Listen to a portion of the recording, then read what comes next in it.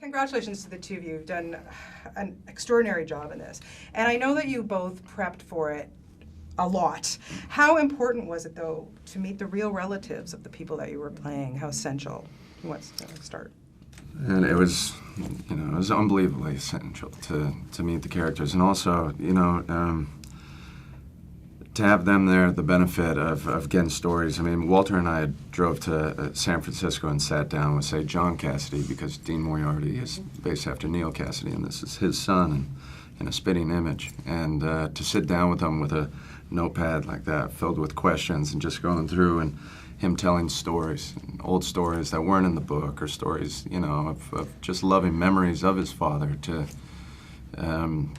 get a perspective that was outside of the depiction that Kerouac even did. Mm-hmm. And so that was huge, and getting to visit with Carolyn Cassidy in London, sit with her, which I don't think I've ever been as starstruck. This is like the god, yeah, like the grandmother of the Beat generation. Everybody sort of bowed before Carolyn because, she, it's pretty cool. Lay one on you. So it was wonderful.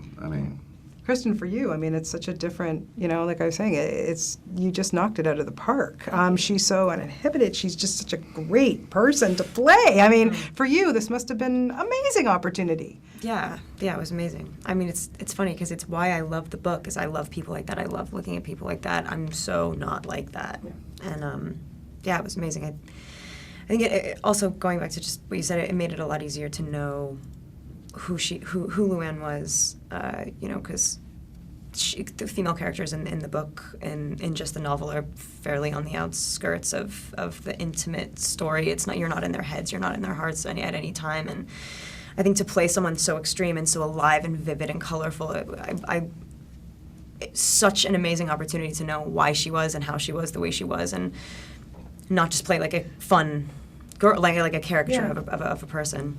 Yeah, you really, had to get into that Beatnik Spirit and everything. I think with the information that we were given, especially from having met some of the family members, and I spent a lot of time with her daughter, which was to root it in reality and feel so. Obviously I would have had a responsibility to the characters that were written, but you got to see what was so lovely about them, which wasn't on the page. You really got to know them by, what wasn't there, and their true souls and where they wanted to be in life, and that information was passed to us from their children. So it's on a human level, it made the whole story click so much more. It's not like the spirit of it changed or anything like that. It's just that it humanized them so much. So, and it doesn't even hopefully it filters through. You can kind of see a melding of reality in the book, but I think mainly it's a felt thing. It's not appointed. We don't add more to the story than what's in the book necessarily. It's just that I think that it found its way physically and spiritually, just that we knew and that we.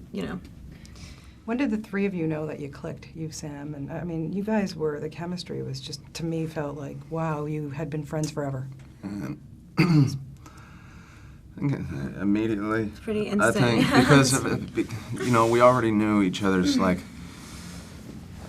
sort of devotion to the project, the passion to be a part of it. We'd all been attached for so long, and when I met with Sam for the first time in New York, me, him, Walter, and the writer Jose Rivera sat down, for a dinner. And afterwards, Walter and Jose, we walked out, and they said, "We're going this way, you guys go that way." And Sam and I went to a pool hall and had some beers and just played pool. And I was like, after getting to know somebody in such a short amount of time, I was like, this guy's my brother for life. Mm-hmm. And for all of us, it was just a shared passion for. I would think this would be an unforgettable experience for you guys for the rest of your lives. Of course. Oh my gosh. Yeah. Yeah, pretty amazing. Okay, I have to ask you, I've been interviewing you since Panic Room, for God's sake. My God, I feel like your mother. But I have to ask you, what was it, Kristen, about acting? When did you know that this was going to be what you wanted to do for the rest of your life? What was it? Was there a movie? Was there anything that you saw that said, this is it, I got to do this, Mom? Yeah. It was fun for me in the beginning, actually. What initially drove me into this was I grew up on a set and I was bored and I wanted something to do and I wanted to be involved. And the only thing you can do as a 9-year-old is be an actor.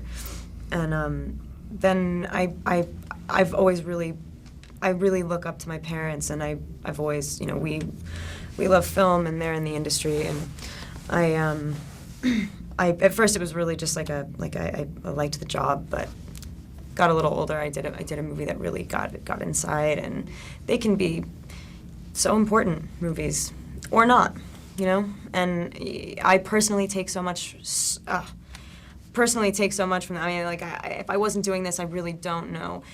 Because the job really does also, unlike most other professions, I suppose, unless you really love what you do, I guess, it's not a job, it's your life. It's like you never stop thinking about, like, why you're doing, what you might want to do next, why you tell the stories you tell, the relationships that you build, and what comes out of that, and all. It's like the job never ends, you know.